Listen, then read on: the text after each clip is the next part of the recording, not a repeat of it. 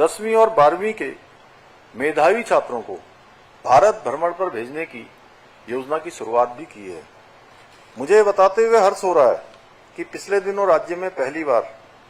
12वीं के व्यावसायिक छात्रों के लिए रोजगार मेलों का आयोजन किया गया, जिसके माध्यम से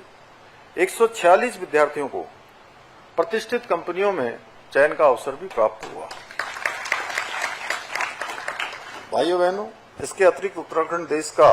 पहला राज्य बन गया है जहां बुनियादी शिक्षा के लिए राज्य पाठ्य चर्चा रूपरेखा तैयार की गई है। यही नहीं, विद्यालयों में विद्यार्थियों की रचनात्मकता को बढ़ावा देने हेतु बस्ता रहित दिवस को भी पाठ्य चर्चा में शामिल किया गया है। इसके अलावा हमारी विरासत पुस्तक के माध्यम से कक्षा 6 से 8 तक के छात्रों को भारत की संस्कृति, लोक परंपरा, देश और प्रदेश की महान विभूतियों से परिचित कराने का कार्य भी किया जा रहा है। हमने इस पुस्तक में उत्तराखंड राज्य आंदोलन के जन नायकों की शौर्य गाथाओं को सम्मिलित किया है,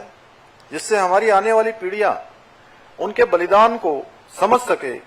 और उनमें राज्य के प्रति उत्तरदायित्व की भावना भी विकसित हो सके।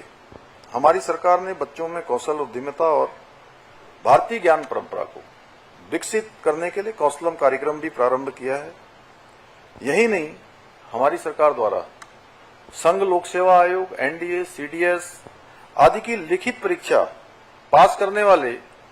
अभ्यर्थियों को साक्षात्कार की तैयारी हेतु 50,000 रुपए की वित्तीय सहायता भी प्रदान की जा रही है। भाइयों बहनों, हमारी सरकार ने युवाओं के भविष्य के साथ खिलवाड़ करने वाले नकल माफियाओं पर नकेल कसने के लिए भी प्रदेश के अंदर देश का सबसे कठोर नकल विरोधी कानून लागू किया है, जिसका परिणाम है कि पिछले 3.5 वर्षों में राज्य में लगभग 25,000 से अधिक युवाओं को सरकारी नौकरियां प्राप्त करने में सफलता प्राप्त हुई। भाइयों बहनों, हमने अभी हाल ही में नया अल्पसंख्यक शिक्षा कानून भी एक विधेयक के रूप में हमने विधानसभा में उसको पारित किया है। इस कानून के तहत 1 जुलाई 2026 के बाद से उत्तराखंड में केवल वही मदरसे संचालित हो पाएंगे जिनमें हमारी सरकार सरकारी बोर्ड द्वारा जो निर्धारित पाठ्यक्रम है पढ़ाया जाएगा। साथ ही मदरसों में पढ़ाने वाले धार्मिक गुरु जो बिना किसी शैक्षिक योग्यता के केवल धार्मिक आधार पर बच्चों के भविष्य के साथ खिलवाड़ कर रहे थे, उन पर भी लगाम लगेगी। हमारा प्रयास है राज्य के शिक्षा के मंदिरों में तय मानकों के अनुरूप गुणवत्तापूर्ण शिक्षा दी जाए, न कि शिक्षा के नाम पर 500 वर्ष पुरानी कबीलाई मानसिकता की ओर धकेला जाए। भाइयों बहनों, हमारी सरकार उत्तराखंड को